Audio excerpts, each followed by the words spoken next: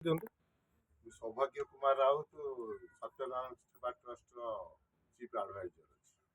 Sir ଆଜି ଆପଣ କୋଉଠି ଆସିଛନ୍ତି, କାହିଁକି ଆସିଛନ୍ତି?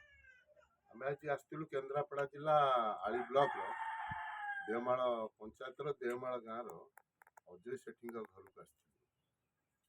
ଖବର ପାଇଲୁ, ଗଣମାଧ୍ୟମ ଭାବରେ ଖବର ପାଇଲୁ ଯେ ତାଙ୍କର ଦେହ ଅସୁସ୍ଥ, ମାନେ ତାଙ୍କୁ କ୍ୟାନ୍ସର ହିଁ ସମ୍ପୂର୍ଣ୍ଣ କ୍ୟାନ୍ସରରେ ସେ ପୀଡ଼ିତ।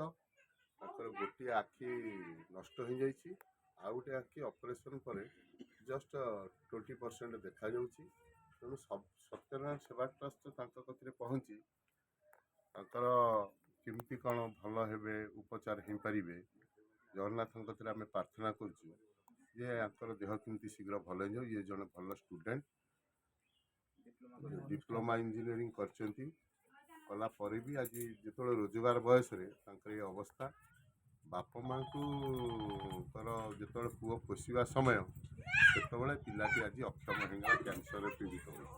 ତାଙ୍କର ଘର ଦ୍ୱାର ଅବସ୍ଥା ଏଇଆ। ଆମେ ସରକାରଙ୍କୁ ଅନୁରୋଧ କରୁଛୁ, ଏ ସରକାର ଜଣେ ପାଲ ଟାଙ୍ଗି ଘରେ ରହୁଛି, ଆପଣଙ୍କର ଏଇ ଭିଡ଼ିଓ ଏଇ ପାଖରେ ଅଛନ୍ତି, କିନ୍ତୁ ତାଙ୍କ ନଜର ଆଙ୍କ ଉପରେ ପଡ଼ୁ ନାହିଁ।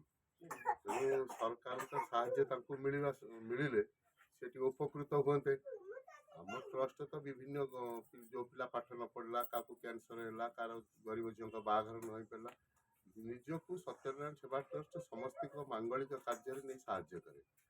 ସାହାଯ୍ୟ କରିବାର ମାନେ ସତ୍ୟନାରାୟଣ ସେବା ଟ୍ରଷ୍ଟର ଧର୍ମ। ସମସ୍ତେ କେନ୍ଦ୍ରାପଡ଼ା ଜିଲ୍ଲା ବାହାରେ ଆମେ ସବୁଆଡ଼େ ଯାଇ ସାହାଯ୍ୟର ହାତ ବଢ଼ାଉଛୁ। ତେଣୁ ଏଇଟା ତ କେଉଁ ସରକାର ଅନୁଷ୍ଠାନ ହୋଇନି, ଏଇଟା ଆମ ନିଜସ୍ୱ ପାଣ୍ଠିରୁ ଆଦାୟ କରି ଆଜି ଭାଇଙ୍କ ଭିତରେ ପହଞ୍ଚି ତାଙ୍କୁ 6,000 ଟଙ୍କା ଆର୍ଥିକ ସାହାଯ୍ୟ ଦେଲୁ। ଆମେ ଅନ୍ୟ ଟ୍ରଷ୍ଟମାନଙ୍କୁ ଅନୁରୋଧ କରୁଛୁ, ଯୁବ ସମାଜକୁ ଅନୁରୋଧ କରୁଛୁ ଯେ ବାବୁଙ୍କୁ ଆସି ସାହାଯ୍ୟ କଲେ ତାଙ୍କ ଆରୋଗ୍ୟ କାମନା ହେଇଯିବ। ତେଣୁ ଏତିକି କହି ରହୁଛି। ଜୟ ଜଗନ୍ନାଥ।